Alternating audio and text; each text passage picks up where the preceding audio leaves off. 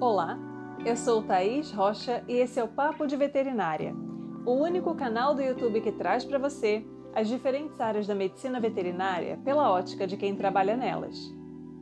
O conhecimento sobre comportamento e bem-estar animal é extremamente necessário e ele vem se difundindo cada vez mais nos cursos de formação fora da universidade. É interessante também que nós tenhamos em mente que apenas o médico veterinário é o profissional habilitado a medicar animais com distúrbios de comportamento. E é sobre isso que eu converso hoje com Letícia Barcelos, médica veterinária que atua na área de comportamento animal, psiquiatria veterinária e medicina veterinária integrativa, e é sócia proprietária do UNA Assistência Pet, no Espírito Santo. Me siga também nas redes sociais, no @canal Papo de Veterinária no Instagram, onde eu sempre trago informações importantes sobre a profissão para você. Nosso podcast Papo de Veterinária com Thaís Rocha também está disponível em diversas plataformas e toda segunda-feira temos episódios novos. Vamos juntos?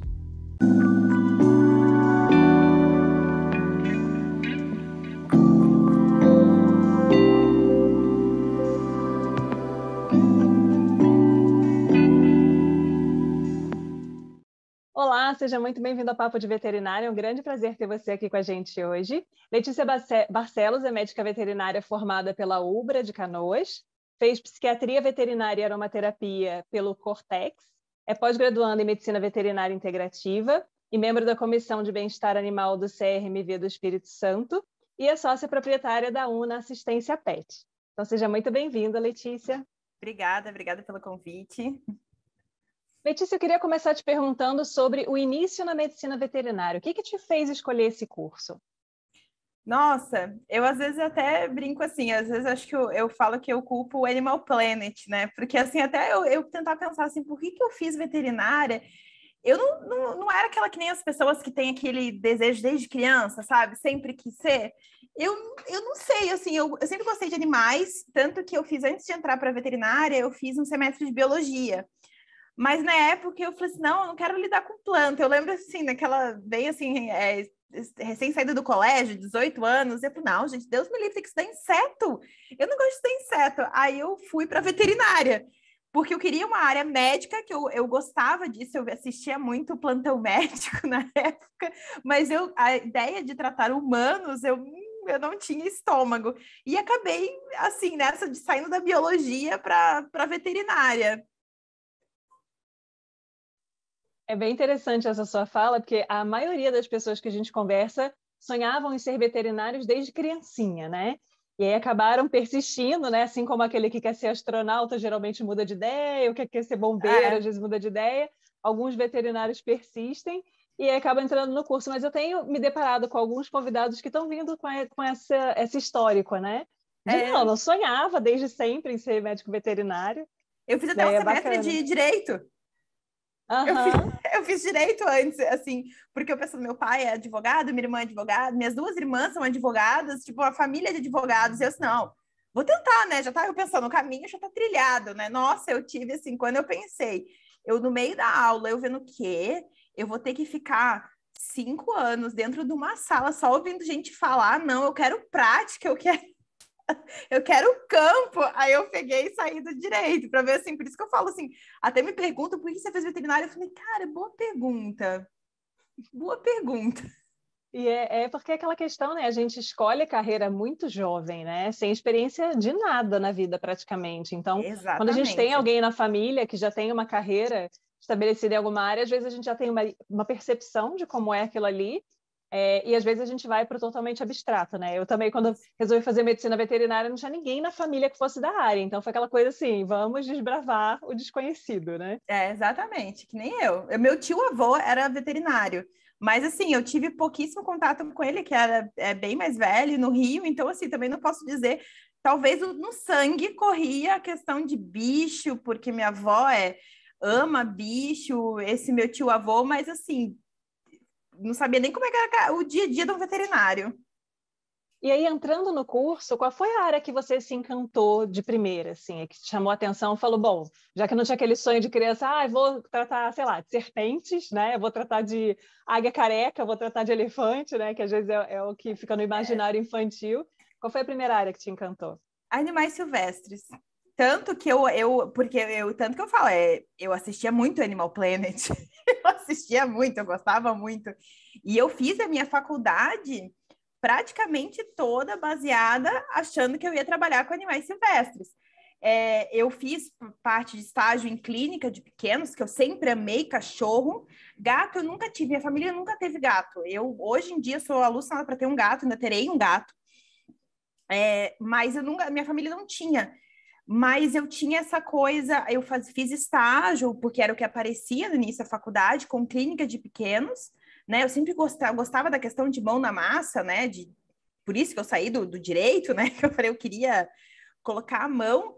E a minha faculdade lá no Sul, a gente tinha uma fazenda, né? E nessa fazenda tinha animais silvestres, que eram do IBAMA, tinha criação de ema, era ema, tinha javali, tinha avestruz, e aí aquilo dali para mim, aí eu fui para lá, e eu achava que eu ia trabalhar com silvestres. E por que não trabalhou com silvestres? O que aconteceu nessa Então, trajetória aí que você acabou se virando, né, para outra área? Então, o que acontece, né? A clínica nunca foi meu tchan. Eu fazia até a parte de clínica de pequenos, fiz muito estágio em silvestre, fiz cursos, mas quando eu me formei, eu me formei tem 11 anos, 11 anos, vai fazer 12 esse ano. Eu me senti meio perdida, porque eu fui para aquele. Eu até comecei o mestrado na UVV e larguei, eu comecei em mestrado em silvestres, só que era na clínica e eu não me via. Eu fiz meu estágio curricular num zoológico na Argentina, maravilhoso, um bioparque, e meu tema do TCC, para você ver como não era a clínica, não era. Meu tema do TCC foi o papel do zoológico na conservação de espécie. Não foi clínica, não foi, né, o que todo mundo, tanto que eu lembro quando eu fui defender meu TCC, teve um professor que pediu para ser da minha banca, porque ele queria ler uma coisa diferente, porque não era, né, eu falei muito mais de conservação, eu falei de comportamento, eu falei de bem-estar, e eu já queria essa área que eu trabalho hoje, mas eu não sabia, porque na época era uma área, até hoje, né, em Silvestre é muito dominada por biólogos, e a gente não vê veterinário, né, naquela época, nem hoje, trabalhando muito com bem-estar de silvestres. Então, quando eu me formei, eu vi assim, eu não queria clínica, porque, assim, apesar de achar que eu queria trabalhar com silvestres, eu morro de medo de cobra. Eu falei assim, gente, hoje eu fico pensando, gente, onde é que eu pensei que eu ia trabalhar com silvestre? Porque eu gosto de mamífero, né, fofinhos e peludinhos, porque cobra, os répteis em si, eu tinha muito medo. E quando eu me vi, e aves também não gostava, né, eu tenho medo de ave. E aí eu fui começar o mestrado e coisa com silvestres, e na minha época era praticamente ave, répteis. Eu não, gente, não é isso, não é para mim. Eu surtei e saí. Então, assim, é muito assim, eu falo hoje, e hoje eu entendo que esse início deu a base no que eu trabalho hoje. Assim, se a gente parar para refletir, né, sobre o que a gente tem de vivência até durante a graduação, a gente vê que existem algumas áreas que são um pouco diferentes e relativamente novas, com as quais o aluno não tem muito contato em muitas situações. E aí, quando o aluno começa a perceber que ele tem uma aptidão, um desejo de trabalhar nessa área, eu acho que surge uma insegurança muito grande. De você pensar, gente, eu vou fazer uma coisa que ninguém faz, ou praticamente ninguém faz, ou tem um profissional de referência nessa área que já está na estrada, sei lá, 20 anos, porque sempre tem esses extremos, né? Aquela pessoa que há 30 anos trabalhava com isso, mas é um no milhão, e a gente está cercado por aquelas áreas que são mais batidas, assim, aquela coisa que você vai meio que quase que num bolo, né? Quase que num embalo ali, entrando em áreas como as clínicas de pequenos, de grandes, de silvestres, as cirurgias, imagem, laboratório. Então, são as áreas mais antigas, mais consagradas da profissão. E aí, toda vez que você quer uma coisa diferente, você fica meio assim, gente, será que dá, né? Tipo, tem como viver disso? E você recém-formado, Imagina, eu entrei na faculdade eu fui entrar na veterinária porque eu ainda fiquei um ano lá, biologia, isso e coisa, eu entrei com 19, e eu me formei ali com uns 24.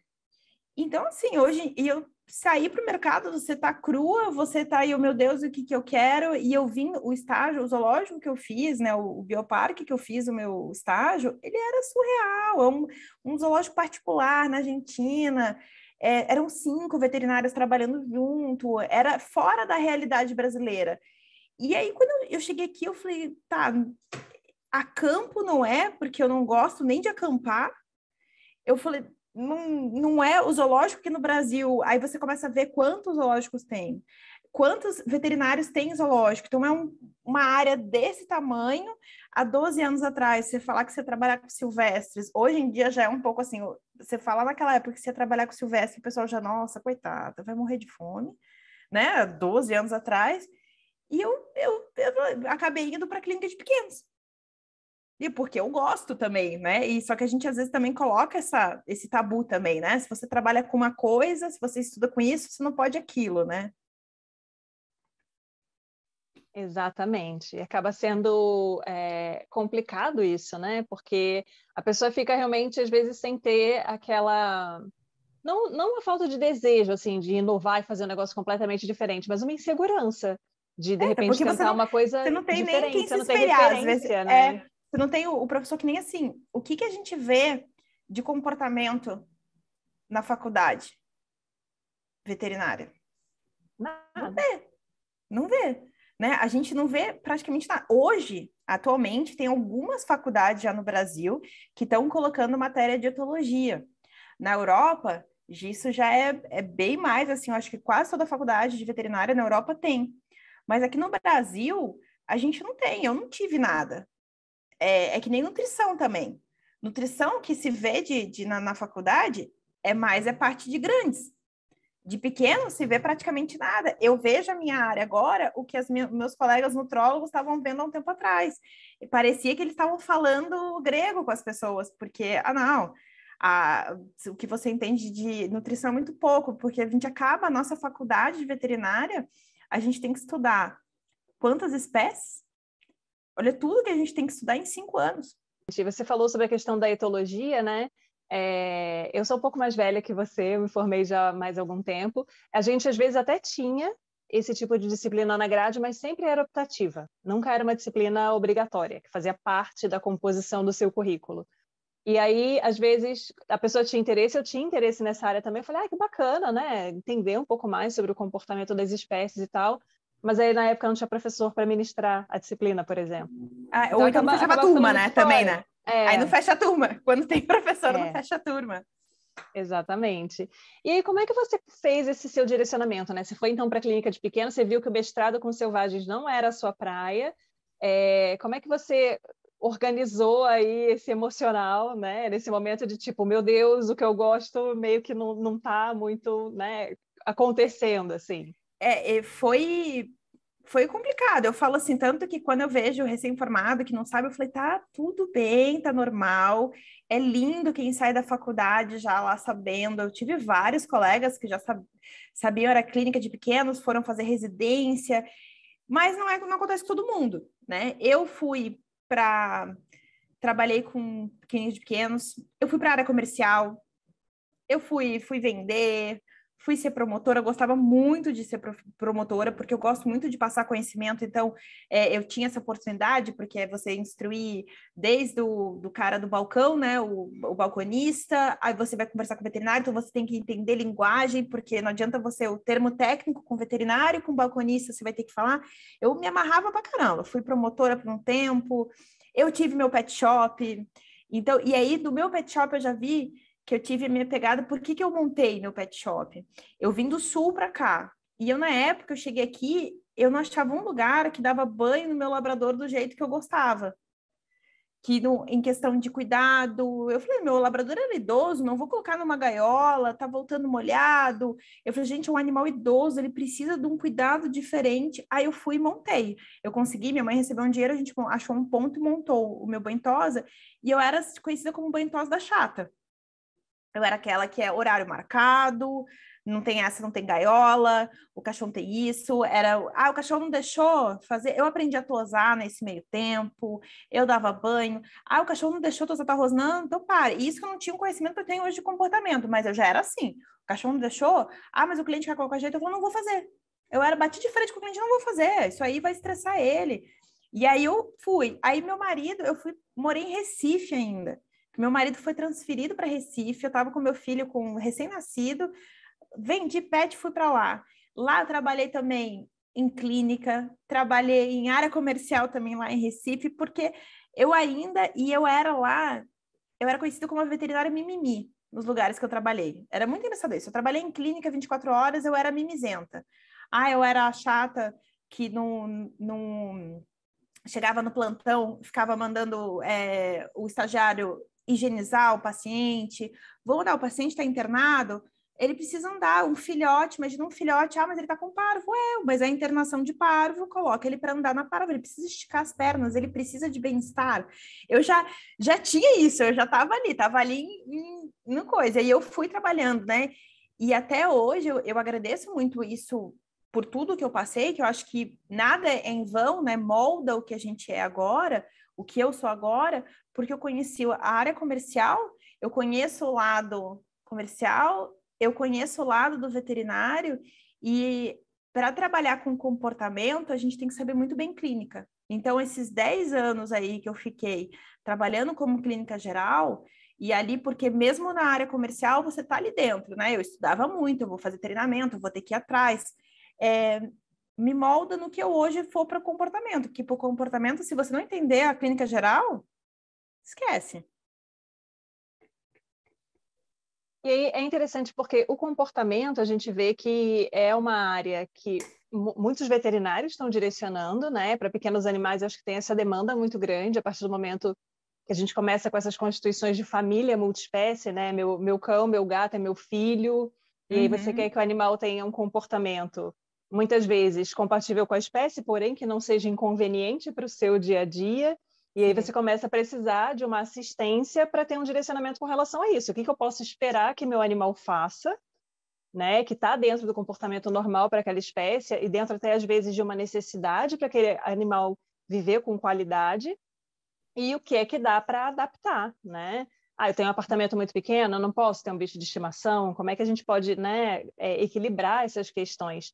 Mas a gente tem também muitos profissionais que não são médicos veterinários que trabalham também com comportamento animal, né? Então, como é que é essa questão dessa separação? Porque em algumas áreas, por exemplo, eu conversei com a Juliana Venturim, que é clínica de peixes ornamentais. E aí é uma área que sempre foi dominada por aquaristas, pessoas que não são veterinários, mas que criavam peixes há muito tempo e têm um conhecimento, mas não tem a questão da clínica, do conhecimento da biologia do animal, enfim, uma série de questões aí. Como é que são esses aspectos com relação ao comportamento? Então, no comportamento, se você pegar, por exemplo, a parte de comportamento já é muito estudada para a parte de silvestres, justamente por causa do zoológico, né? Que a gente começou a ver os animais com problemas comportamentais, tudo mais. E também, lá é biólogos, né? Mas o cão, né, e o gato tem muito adestrador, vai ter agora, porque abriram nesses últimos 2 anos, abriram pós-graduação de comportamento aberta para qualquer um. Não precisa ser veterinário, não precisa ser biólogo, a pessoa só basta ter um superior, né? Então, você tem comportamentalistas de gato, de cachorro, sem uma formação na área da saúde, né? A grande questão é que nós, veterinários que estão entrando, os comportamentalistas, a gente tem a capacidade de estar diagnosticando o problema comportamental, né? E isso é um ato exclusivo do veterinário, você pegar e dar, esse animal tem uma ansiedade aguda por separação, um adestrador ele não pode estar dando nem estar passando, né, um tratamento, e a gente tem a capacidade do carimbo, né? Passar remédio, porque hoje a gente já sabe, né, que também é o grande problema que eu bato muito na tecla, é que o pessoal pega e vai tratar transtorno de comportamento, distúrbio de comportamento, querer tratar sem remédio. Infelizmente não dá, né? A gente tem uma psicopatogenia que precisa de remédio. E aí, às vezes, a gente pega, eu muitas vezes pego o paciente, já está lá 1 ano na mão do adestrador, e não tá dando resultado, porque o animal tem um distúrbio, né? Ou que nem essa semana eu peguei um paciente que tem problema de dor. Estava sendo tratado como comportamento, tá comendo rabo, é comportamento, eu vou ver, tem uma lesão na coluna. Então, essa é a diferença do trabalho da gente como o veterinário, porque a gente tem o conhecimento da saúde, a gente tem o conhecimento de clínica, por isso que eu falo que é muito importante o veterinário comportamentalista saber muito bem clínica, porque tem doenças endocrinológicas que elas dão distúrbio comportamental. E se você pegar um paciente que tem um distúrbio comportamental por um problema endocrinológico, se você não tratar aquele problema, você também não vai ter sucesso no tratamento comportamental. Então, hoje eu vejo a diferença que o adestrador ele tem que andar junto com o veterinário. O trabalho é uma equipe multidisciplinar. Nós temos já adestradores que são veterinários, que aí fizeram a faculdade de veterinária depois por ver essa necessidade de estar tratando, mas, por exemplo, hoje eu trabalho junto com a adestradora, que a gente é uma terapeuta comportamental, porque eu não sei fazer terapia comportamental, eu sei tratar doença, eu falo assim, eu sou veterinária, eu sei tratar doença. A parte de terapia, né, fica na mão dela, porque tem a aptidão, tem a paciência, tem tudo mais, mas é uma coisa assim, a gente ainda tá crescendo o veterinário nessa área, tá? Não é... A gente aqui mesmo no estado, eu acho que tem um veterinário em Vitória, acho que tem agora, eu vi uma em Colatina, mas é pouco, se você pensar a quantidade de veterinário que tem no estado, para quem está fazendo, é porque tem aquele preconceito, está começando agora, né? A gente está ouvindo falar mais de bem-estar agora, né? A gente não tem, por exemplo, uma pós-graduação em psiquiatria, não tem ainda tanto que eu falo assim, eu tenho porque eu fiz um curso de formação em psiquiatria, mas a gente não tem uma pós, infelizmente ainda não tem. E é um campo, assim, gigante. Eu achei interessante, até comentei com você antes da gente começar a gravação, né? Porque a denominação psiquiatria veterinária, para mim, é um nome relativamente recente. E eu fiquei pensando se era exatamente essa questão que você comentou, sobre fazer uma diferenciação entre um médico veterinário que trabalha com comportamento e que pode tratar farmacologicamente esse paciente, e uma pessoa que trabalha com comportamento, mas que tem uma formação diferente da nossa, e que não deve, nem pode, né, legalmente, tratar por meios farmacológicos o animal. E aí, pensando nessa situação, com relação a distúrbios de comportamento, a gente vê muitas vezes a questão da abordagem integrativa, né? Então, às vezes, não ter um fármaco alopático, né? E as pessoas tentarem outras formas de intervir com relação às alterações que o animal vem apresentando. Então, você trouxe a importância do conhecimento da clínica para você conseguir fazer uma diferenciação, falando, não, isso aqui não é comportamento, isso aqui é uma outra coisa, né? Mas pensando na abordagem integrativa, como é que você vê... porque, assim, é uma gama enorme de profissionais que abordam esse tipo de alteração, né? Às vezes, questões emocionais do animal, às vezes, a gente sabe que existe uma interação muito grande, animal-família, então a gente vai atender o animal, você olha a família e fala, nossa, tá todo mundo naquela mesma vibe ali, é uma questão familiar, não é uma questão daquele indivíduo, né, Sim. animal ali. Então, como é que você vê isso? Então, tanto eu estou fazendo uma pós em medicina integrativa, né? A gente tem várias técnicas, né? A gente pode utilizar. Eu tenho um pouco uma restrição quando eu vejo a família inteira com problema, que isso é muito comum. Eu entendo às vezes que tem um pouquinho de limitação até onde a gente pode ir, porque nós somos veterinários e eu não estudei, eu estudei muito a parte humana com cursos de aromaterapia que eu fiz. Então, eu estudei muito parte, né, de psique humana, na própria o curso de psiquiatria que eu fiz, o meu professor, Dr. Guilherme Santos, ele tem a formação dele, ele é veterinário, mas ele tem o pós-doutorado, acho que dele, com psiquiatria humana, então a gente acaba vendo muito, né? Então, assim, eu tento tem a limitação, né? Muitas vezes os meus pacientes que eu atendo, os tutores já fazem tratamento. A maior parte já toma, então você já meio que sabe. E isso faz muito parte de você entender a família para até o que você vai pedir, né? Não adianta eu pegar e exigir uma coisa para o animal que a família não faz nem para elas. Então, eu tenho que pegar e entender o núcleo familiar, entender o que acontece ali dentro E aí eu posso direcionar indiretamente, né, o que fazer. Eu costumo trabalhar muito com a família quando as pessoas aceitam, né, porque também tem aquela coisa com a aromaterapia, né, porque se eu passo para o animal, eu consigo a família inteira fazer, né? Muitas vezes eu pergunto para os tutores se eles querem, porque eu tenho cursos, diversos cursos com a aromaterapia humana. Eu até acabei entrando nessa parte de comportamento através de uma crise minha, assim, que eu teve de pânico, que eu comecei para aromaterapia, e aí eu fui entrando nesse caminho. Então, eu estudei muito. Eu pergunto para a família se ela quer, né? Se eles querem, e muitas vezes eu passo, né? Faço a orientação de aromaterapia para a família. E nisso a gente vai tentando abordar, né? Porque a gente vai pegar, às vezes, um problema. A família, a mãe é ansiosa, né? O cachorro, a chance do cachorro ser ansioso, ele é também. Mas muitas vezes não é pelo que ela passa, muitas vezes é porque a família, a pessoa ansiosa, ela não consegue dar aquilo que o animal precisa, porque eu vou te dizer assim, ó, boa parte dos distúrbios de comportamento dos animais é por eles não poderem expressar o comportamento natural da espécie. Então, assim, por que os cães dos nossos avós não tinham problema? Porque eram cão de quintal. Ninguém pegava o cão e colocava num apartamento de 40 metros quadrados com piso de porcelanato. Então, assim, a gente vê os problemas, e aí você vê, assim, a família ansiosa, e aí não tem tempo, né? Não consegue, e geralmente a pessoa ansiosa, ela não consegue nem para ela ter uma rotina direito. Imagina para o cachorro. E aí vai naquela. Então, aí você tem que. E aí, quando você, muitas vezes, você coloca, que eu digo até, às vezes é o pulo do gato, você coloca para a pessoa que é ansiosa, você começa a tratar o cachorro e começa a colocar uma rotina para o cachorro, a pessoa começa a fazer para ela, junto. E aí a gente tem que ter essa. Nós, como os médicos veterinários, quando a gente trabalha assim, a gente tem que ter essa delicadeza, eu acho, que a gente tem essa capacidade de indiretamente, que às vezes é mais fácil a pessoa a fazer para o cachorro e com ela junto no coisa do que só para ela, né? Vira aquele um tratamento, a pessoa vira, ela tem que mudar a rotina dela por causa do cachorro e ela melhora a qualidade dela de vida nesse esquema, né?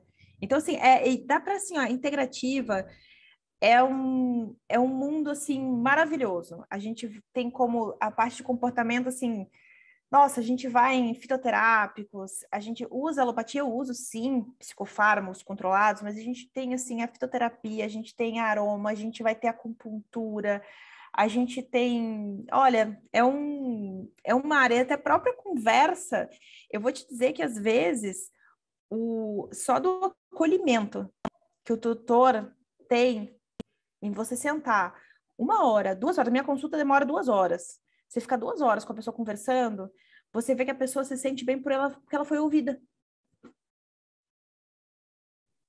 Essa é uma questão bem interessante, que eu percebo bastante nos veterinários que trabalham com medicina integrativa, essa questão de ter uma sensibilidade maior de lidar com o tutor, enquanto médicos veterinários que trabalham em outras áreas muitas vezes não querem ver o tutor nem pintado, a não ser assim, passe os dados do animal, me conta o que aconteceu e passe para pagar a conta. E conta breve, tá? Conta breve. Exatamente. Resumidamente, vamos lá, né? E na nossa parte, a gente precisa conversar, a conversa tem que ser muito detalhada, porque é um negocinho assim, ó. Às vezes, tu fala, não, eu quero saber desde lá, quando você pegou o cachorro. Não, mas, não. Como é que era? Ele veio da onde? Ele veio de um canil? Qual canil? Ah, você resgatou? Era de uma família? Como é que era essa família que ele pegou? Porque o animal, ele traz na genética dele aquilo dali. A memória, as coisas que a mãe passou na gestação, passa para o filhote. Então a gente tem que saber, e é isso às vezes é numa conversa, falando lá desse passado, que a gente pega. Então, assim, e às vezes eu vou te dizer que o clínico geral, ele erra em diagnóstico por não ouvir e não fazer uma anamnese detalhada. Porque você pega um gato obstruído, chega lá, o gato está obstruído pela terceira vez, vai conversar, senta e conversa, porque provavelmente está errado o manejo.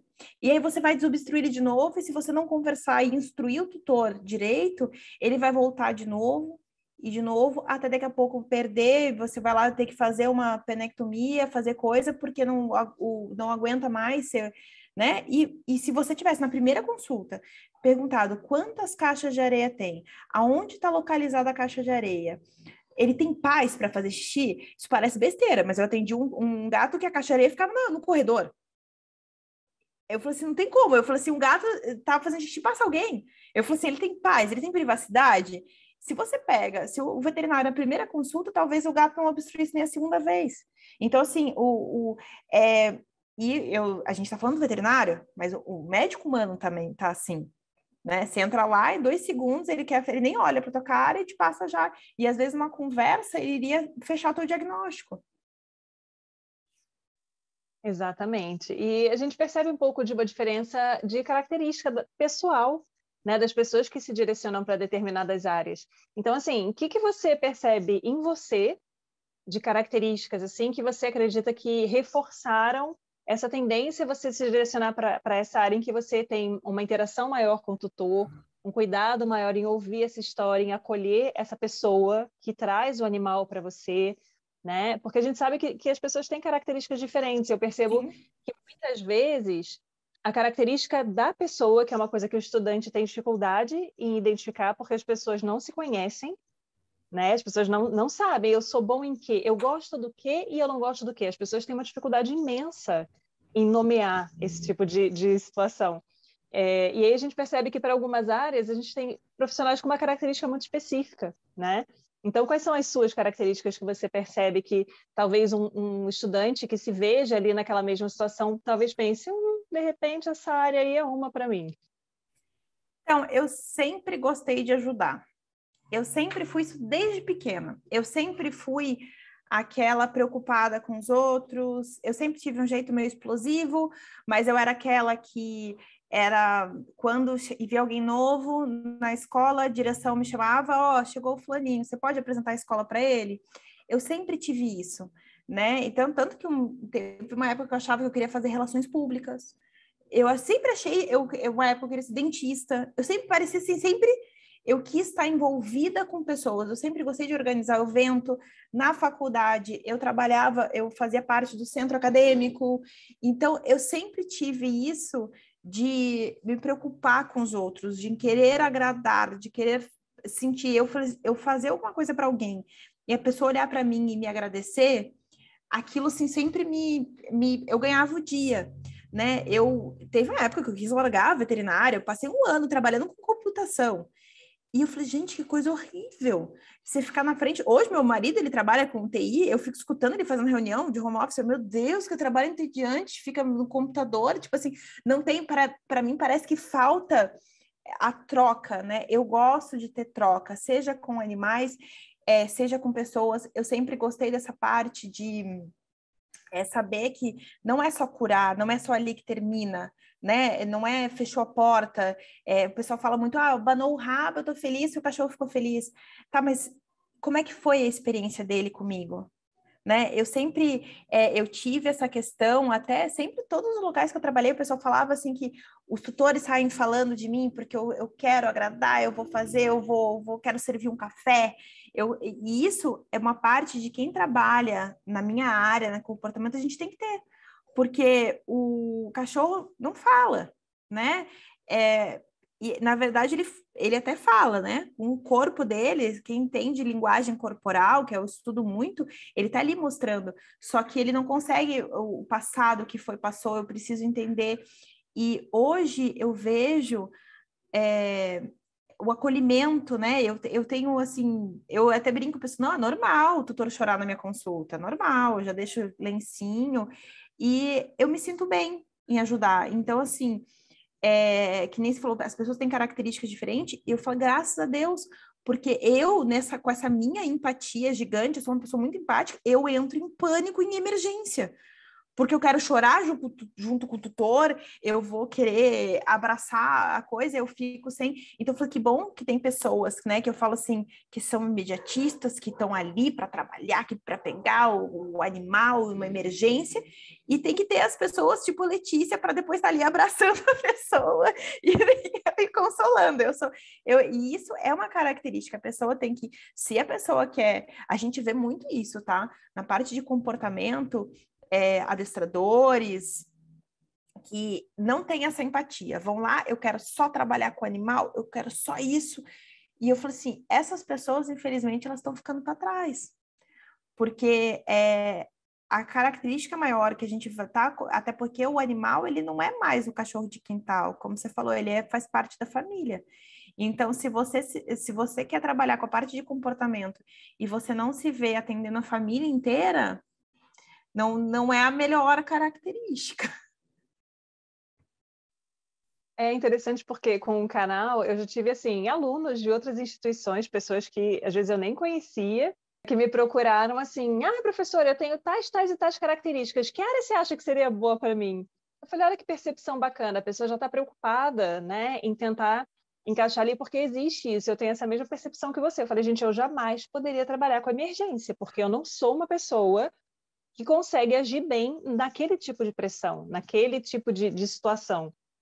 Então, a gente precisa desse conhecimento e, assim, hoje tem uma tendência maior as pessoas já procurarem um suporte psicológico, terem acompanhamento terapêutico, até porque as pessoas estão muito ansiosas, muito estressadas.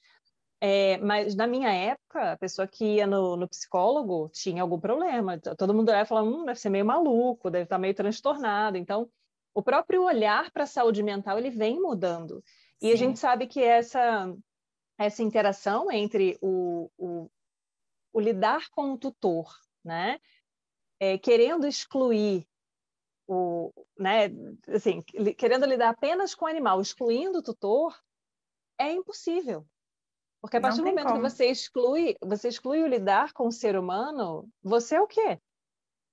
Ah, Somos todos seres humanos, né? Então, assim, é uma dor muito grande da gente não querer olhar para a gente mesmo, enquanto pessoa, a partir do momento que a gente vira as costas para um outro ser humano que vem ali com uma aflição, que muitas vezes está associada àquele pet ou refletida naquele pet.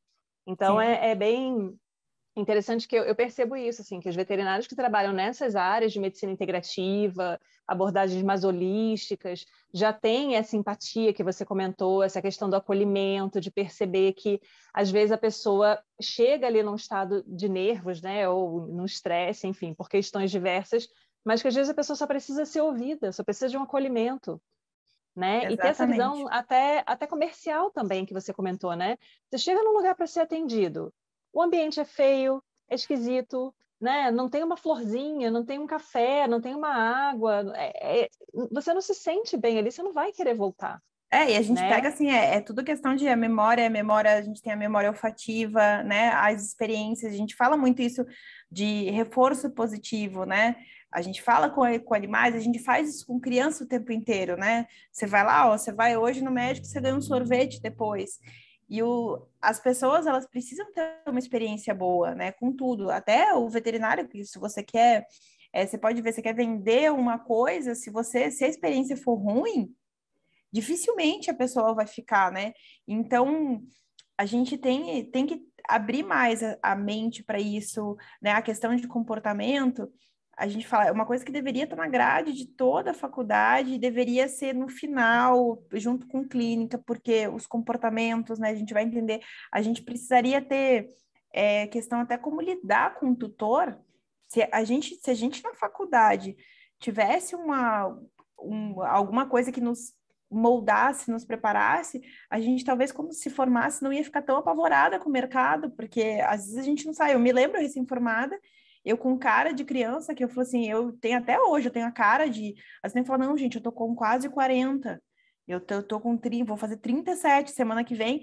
Eu falei, imagina quando eu me formei, eu era mais gordinha, tinha mais cara de criança, e as pessoas não acreditavam em mim. Eu falei, mas também, aí eu olho minhas fotos, nem eu acreditaria em mim, olha a cara. E eu não sabia lidar, a pessoa fala um pouco mais grosso, já fica, você já não sabe impor, né? Eu acho que falta muito isso da gente ter esse aprender, né, com isso. A gente vê o aumento da preocupação com o bem-estar animal, a gente, em pets, tem a questão, né, de abandono de animais, de maus tratos, aquelas histórias escabrosas que aparecem na TV, vira e mexe, ou em rede social, e as pessoas têm uma preocupação enorme em taxar ou classificar o que é um animal em bem-estar ou não, desconsiderando completamente o que é natural para aquela espécie, pensando Sim, apenas nas questões relacionadas a seres humanos.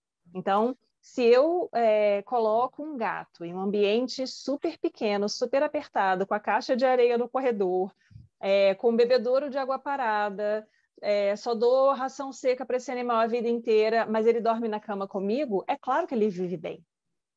Sim, Né? a gente vê isso. O gato, eu falo assim, é um dos piores que as pessoas acham, que o gato, ele não, você colocou ali, não, mas eu fiz um playground elevado para ele, né? Os gatos, eles sofrem muito porque eles não passeiam. As pessoas acham, não, ter gato é muito fácil. É uma caixinha de areia que você limpa ali, colocou comidinha e acabou. Só que o gato, ele iria caçar umas 40 vezes por dia.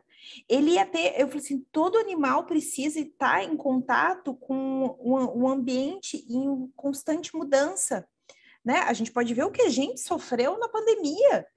A gente ficou fechado na quarentena dentro de casa, mas você tinha o Netflix, você podia pedir iFood, você podia fazer tudo, só que as pessoas começaram a ficar estressadas de não ver rua, não ver gente, e os animais, eles passam pela mesma coisa.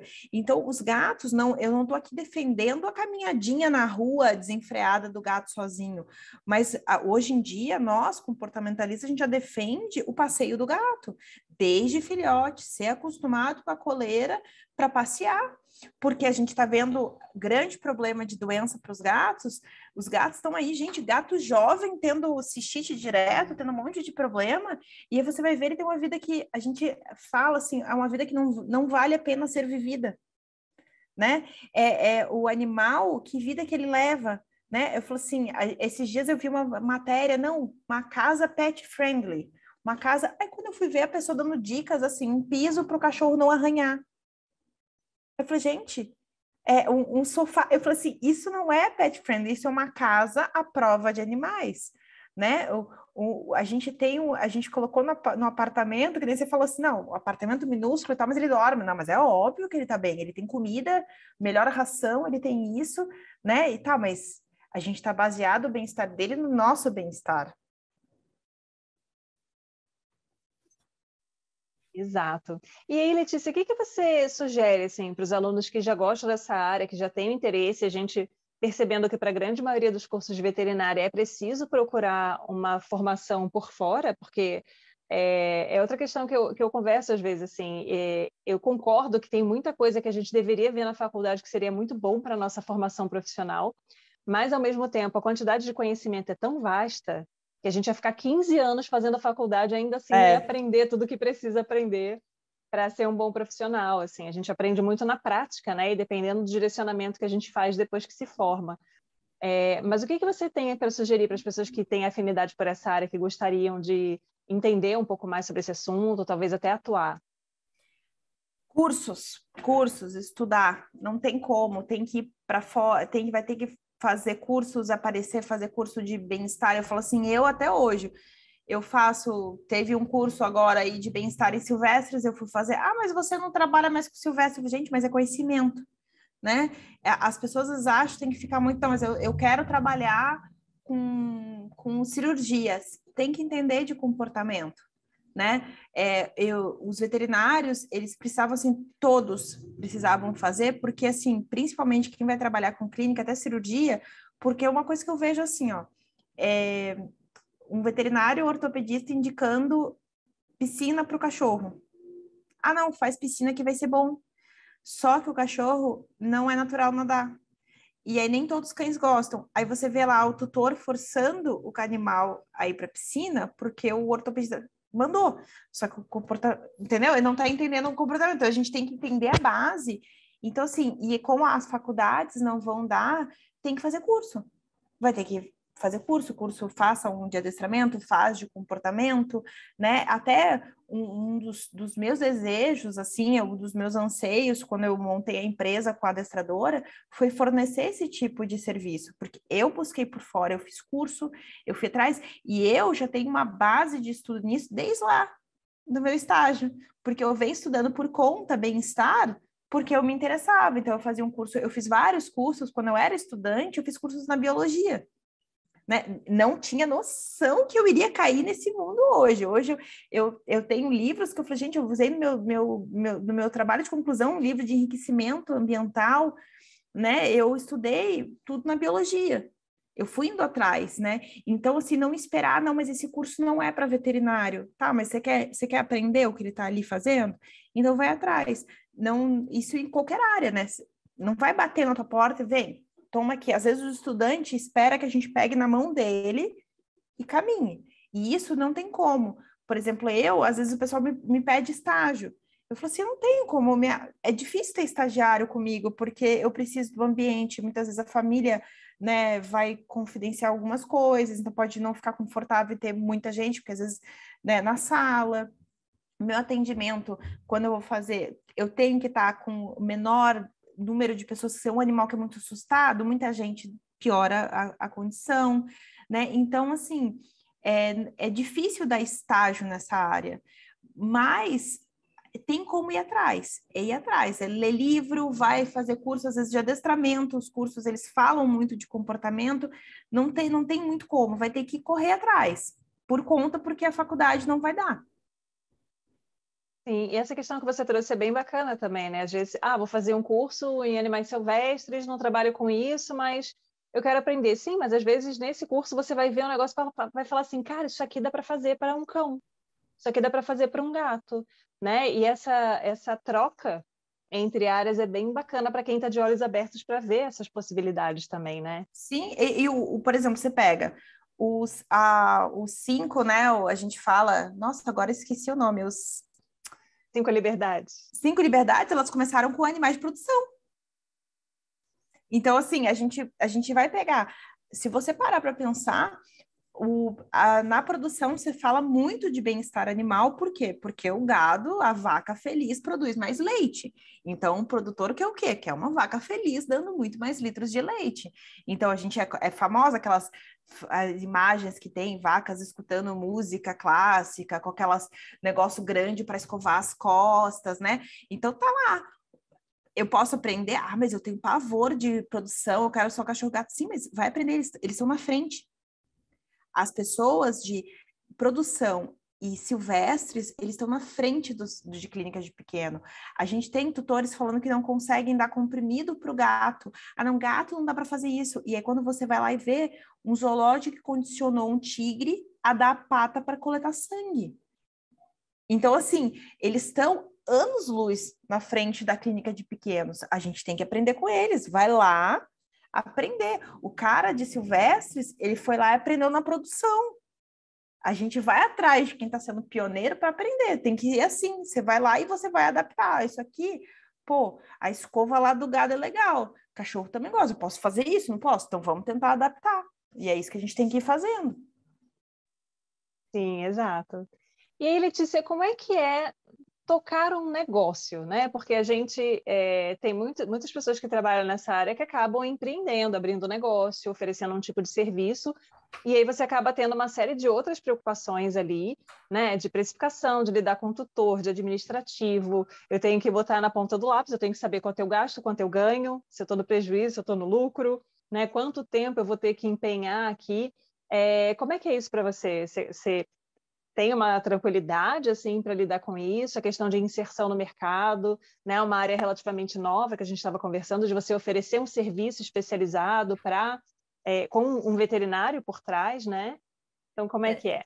Não é fácil, né? Você ter o teu próprio negócio, não é fácil. Eu não me imagino fazendo algo diferente. Eu já fui funcionária e eu não sei ser funcionária, porque eu já me acostumei a fazer os meus horários. Por exemplo, a minha consulta, que nem eu falo, demora 1h30, 2 horas, né? Isso porque é o que eu preciso para ofertar um serviço de qualidade. Então, eu não sei, tem gente que nasceu para ter carteira assinada e tem gente que não nasceu. Eu sou uma dessas que não nasci. Não é fácil, você não sabe no final do mês como é que vai ser, você vai ter que ir atrás, você vai ter, só que você tem as liberdades para poder fazer aquilo que você acredita e o que faz bem para você, né? Entrar no mercado, você ofertar uma coisa nova é muito difícil, né? Ainda mais você tentar ser, porque eu posso falar assim, que eu estou sendo pioneira aqui no estado, porque o pessoal chega para mim, nossa, eu fui a primeira a levantar a bandeira aqui falando que eu faço psiquiatria veterinária. E o pessoal vira, e assim, hoje porque eu tenho 10 anos ali de carreira já como clínica geral, e eu tenho confiança em mim. A Letícia de 2, 3 anos atrás não teria. Eu trabalhei muito minha cabeça, às vezes a gente dá uma escorregada, a gente fica, nossa, porque não, a gente está fazendo clientela, né? Eu precisei ampliar, eu vi falhas, a gente tem que ter humildade para ver que, ó, não deu certo, volta, né? A gente não pode bater no peito e achar que sabe tudo, então por isso está sempre estudando. Eu vi a necessidade de me associar com uma terapeuta comportamental, uma adestradora, para montar o negócio. Então, hoje eu tenho essa minha sócia, que a gente casou e fez uma coisa assim que para a gente faz sentido e estamos vendo resultado. Então, mas a gente está com 6 meses de empresa e eu considero, a gente está crescendo bem, e a gente já teve horas que a gente parou, não, peraí, 2 passos para trás, a gente está dando um passo maior do que a perna, vamos voltar, vamos analisar. Não é fácil, mas traz uma satisfação para mim muito boa. Você ter o seu negócio, o veterinário que ele tem o próprio negócio, ele trabalha conforme aquilo que ele acredita, ele não se submete ao que vem às vezes de cima. Então é complicado, mas eu não me vejo fazendo outra coisa. E o que você diria para a Letícia que entrou lá na graduação, lá no comecinho, meio, né? Tipo, mas eu sei fazer veterinária, mas ok, vamos lá, vamos ver o que vai dar aqui nesse curso. Continua sendo mimimi, que isso vai te moldar lá para frente. Eu falo hoje, eu penso assim, nossa, mas se eu soubesse lá no início trabalhar com comportamento, eu falei assim, eu não seria a profissional que eu sou hoje. Então, assim, eu pode parecer meio piegas, mas assim, eu não faria nada diferente, porque se hoje eu estou no bem-estar e eu estou no comportamento podendo fazer isso, é por tudo que eu passei, tudo que a Letícia ela passou, tudo que ela achou que ela ia trabalhar com Silvestre, essa minha base de Silvestre foi maravilhosa. Então, assim, ver assim, calma, vai demorar um pouco, mas você vai se achar. Você não precisa, vai demorar, vai uns 10 anos aí, mas você vai se achar. Então, até o que eu falo para quem está se formando aí, que ainda não sabe, calma, nem todo mundo nasce sabendo o que vai fazer, nem todo veterinário se forma, né, nessa área. Às vezes eu tenho vários amigos extremamente bem-sucedidos hoje que achavam que ia trabalhar com grandes e hoje estão em pequenos e são maravilhosos. Teve uns que eram para pequenos e hoje estão em grandes, uns estão em produção e tá tudo bem, né? Vai dar certo. Sim. E aí, Letícia, você tem alguma mensagem para deixar para os médicos veterinários que estão aí em formação, né? Que estão nesse processo e que gostam dessa área e têm afinidade? Estudem comportamento, porque é o futuro. É uma área que é a nova nutrição, né? Se a gente for pensar, é a nova área aí que vai estar, se especializem, porque quem fica parado é muito veterinário em formação, então vai atrás, vai se especializar, encontre a área que você não bate pé em área que você acha, não faça só porque dá dinheiro.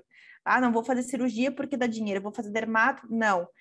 Se é o que você gosta, se é a área que você quer, se especializa nela, acredita e vai atrás. E estuda, e mesmo quem não quiser comportamento, estuda comportamento, porque e a parte integrativa, porque é o futuro. Os tutores estão se especializando também. Os tutores estão sabendo o que eles querem, e quem ficar parado, quem ficar com o pensamento de 1900, não vai para frente.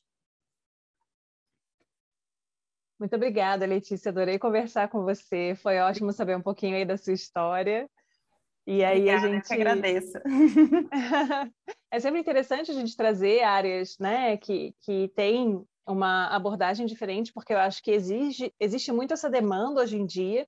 A gente vê muitos alunos já no final da graduação, eu quero trabalhar com acupuntura, eu quero trabalhar em áreas bem específicas, né? E eu acho que é interessante trazer essa questão da necessidade do conhecimento mais cartesiano, muitas vezes, né? De você conhecer aquele básico da clínica, da cirurgia, que a gente vivencia na graduação, para poder dar um passo mais seguro e dentro de outras áreas que muitas vezes vai haver esse tipo de situação que você ilustrou, né? Então, o animal chegar para o atendimento com uma queixa, na verdade, você, com esse conhecimento, conseguir dizer não, não é isso, né? Vamos direcionar ali para outra forma de atender.